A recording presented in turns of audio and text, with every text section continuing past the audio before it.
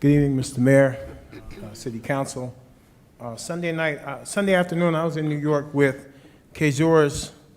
Kejor, by the name, is by the way, is the 13-year-old that was killed on Sunday. I was in New York with his aunt, and I didn't even know that was his aunt at the time.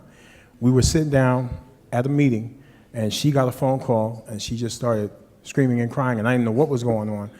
Long story short, we came back, and I went over to the house.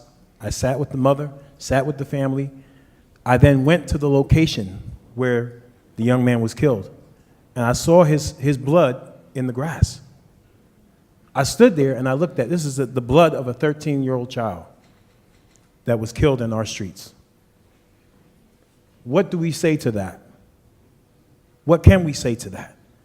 The family wants action. They don't really want to hear words. We can't say, oh, he was out there late in the night. It was in the middle of the day, broad daylight. So we can't say he was out there late in the night. He wasn't involved in any gangs. He wasn't involved in any street nonsense. This was a good kid. He wasn't even up for fighting people. And all for some nonsense, that young man lost his life. When are we going to really begin to understand and get a handle on how these guns end up in our streets? We know that somebody's shipping them from down south. We know that somebody's bringing them here. They're not turning up by themselves. They're coming here some kind of way. The last meeting I was here, and I mentioned about the FBI investigating the city. They really need to come here. You know, the ATF was here a couple days ago, and they arrested 17 people who they allege were involved with drug trafficking. But they haven't done a thing about the gun trafficking. The guns keep making it into our streets. As Mr. Rucker said, and by the way, Tashelle is right here. As Mr. Rucker said earlier, I don't understand why the community is not outraged. Ms. Morris also said that. Why is the community so quiet right now about it? 5 years ago, when Genesis Rincon was gunned down, they almost shut the city down. There was almost 1,000 people in front of City Hall. Tonight, a 13-year-old child who wasn't even about that life, as they use the expression. He wasn't even about that life. He ended up getting gunned down. We have to do something about this.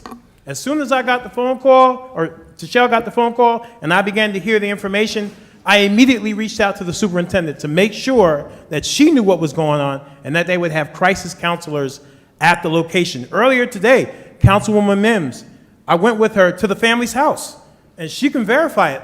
A lady came up to us whose child goes to, I believe it's school 30, and now the child don't even want to go there anymore. They want to go back to school 6 because this young lady was traumatized by what took place.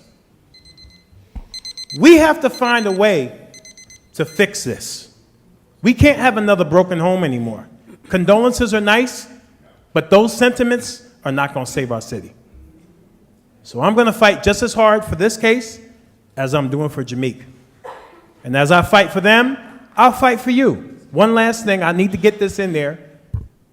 I am on the ballot this year to be on the school board, but not as a politician, as an activist who actually fights for our children. That's why I'm there. Not about politics with me. That's why I have a tendency to say things that sometimes people don't like. But I'm 2D on your ballot. Vote for me not because of some politics, but say you want somebody who touches you, somebody who you can walk up to, somebody who's part of the community, somebody who cares. That's me. That's Corey T. Thank you.